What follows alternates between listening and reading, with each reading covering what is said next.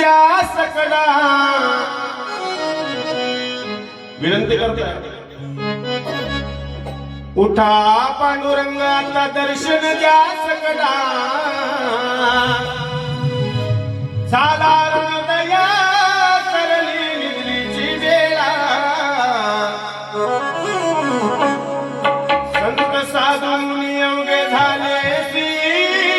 गोळा 16 सेज सुखाचा पाहुण्या मुखमाळा देवा आता हे शेज सुख शेज म्हणजे ज्याच्यावर झोपलेले असतात त्याला शेज म्हणतात हे शेजचं जे सुख आहे ना आता पांडुरंगात ते सोडा ना तेवढं बघा जरा एकदा उठा बघा तुमच्या धर्म मंडपामध्ये रंग मंडपी महाद्वारी झाली दाटी मन उतारेला रूप मायानती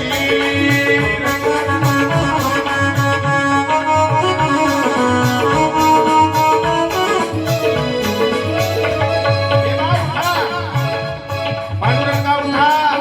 या रंग मंडपाची जरा बघा एकदा शान किती सुंदर झाली आहे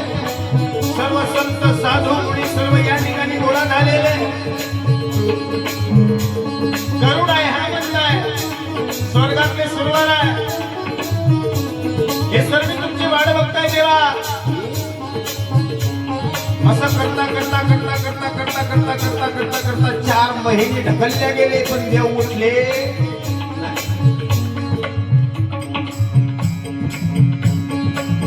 साधू संत महात्म्यांना हेच काम होतं झोपेतून जागे करणं सर्वसामान्य लोक झोपलेले होते 4 महिने पूर्ण तुम्हाला गेले आणि त्या दिवशी भगवान परमपिता परमात्म्याला जाग आली निद्रेतून जागे झाले भगवंत साधू महात्म्यांनी आरोळी दिली उठा सकड जन उठले नारायण उठले आनंदले मुरीजन आनंदले मुरीजन देवी लोका देवी लोका देवी लोका आनंदले मुरीजन देवी लोका देवी लोका देवी लोका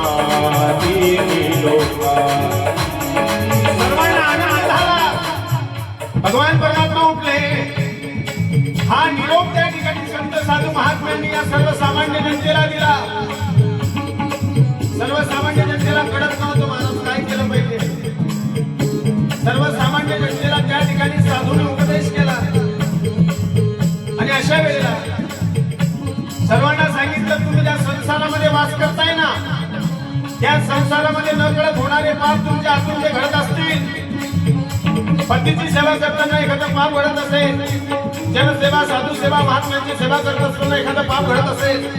न कळत मुंगी मागपुडा हे तुमच्या हातून घडत असेल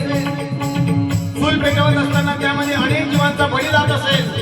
या पापातून जर तुम्हाला मुक्त व्हायचं असेल तर एकच काम करा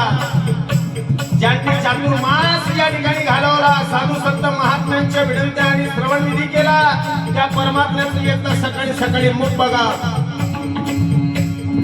आणि त्यांना प्रकाशित करण्यासाठी त्यांना त्या ठिकाणी आपल्या जीवनामध्ये प्रकाश पाडण्यासाठी आपण काय केलं पाहिजे एका कापडाची वात केली पाहिजे आणि त्या कापडाच्या वातीने काकडा ओवाळला पाहिजे तो काकडा टेरिकॉटचा नसावा कपडा कॉटनचा असला पाहिजे त्याच्या वाती तयार करायच्या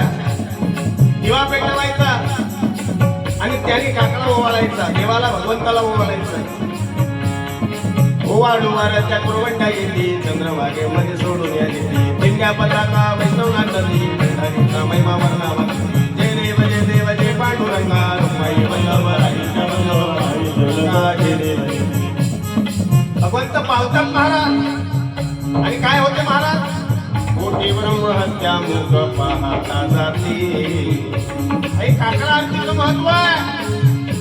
कोटी ब्रह्महत्या झालेल्या असतील तर नुसतं काकड्याचं तोंड पाहिलं देवाचं तोंड पाहिली व्यवस्था मिळते पंढरपूर क्षेत्रामध्ये 4 महिने राहिल्याचं पुण्य मिळतंय म्हणून काकड्यामध्ये येऊन आपण त्या ठिकाणी काकडा ओवाळला पाहिजे सूर्याला ओवाळलं पाहिजे साधू संत महात्म्यांना त्या ठिकाणी सकाळी सकाळी नैवेद्य दिला पाहिजे देवाला. कोणता नैवेद्य असावा लागतो? कांद्याच्या भाकर आणि त्याच्यामध्ये काय म्हणतात तुमच्याकडे त्याला? शेतात असत आंबाडीची भाजी घ्यावा. आंबाडीच्या भाजीची भाकरी आपण नैवेद्याला नेली पाहिजे. तो महाप्रसाद सर्वांना इतरांना देऊन आपण त्याचं श्रवण केलं पाहिजे, जेणेकरून तुमच्या जीवनातील अमान्यपणा हा लांब जातो. आणि एवढंच नाही, सुख समृद्धी आणि शांती तुमच्या जीवनामध्ये प्रस्तावित होते. भगवान परमात्मा तुम्हाला आशीर्वाद देतात. म्हणून प्रत्येकाने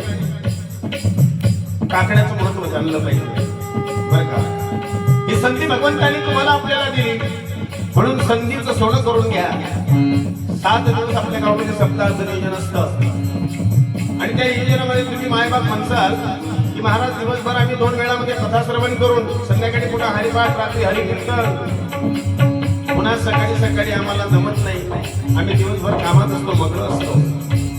काही अडचण नाही. पण ज्यांना शक्य होईल, ज्यांना शक्य होईल, या घरात 2 महिला असतील, एका महिलेने कार्यरत असावं, घरातील कामं उरकवावे आणि एका महिलेने ताट घेऊन त्या ठिकाणी काकडा आरतीमध्ये हजर व्हावं. काकड्याचं महत्व फार श्रेष्ठ आहे. गरुड, हनुमंत, स्वर्गाची देव आदी करून सर्वांनी त्या ठिकाणी 4 महिने भगवंताला उठवण्याचं कार्य केलं. सर्वश्रेष्ठ असं सार्वभौम राजा माझ्या पांडुरंगाच्या चरणारविंदामध्ये वास करण्याची फलश्रुती तुम्हाला आपल्याला प्राप्त होते.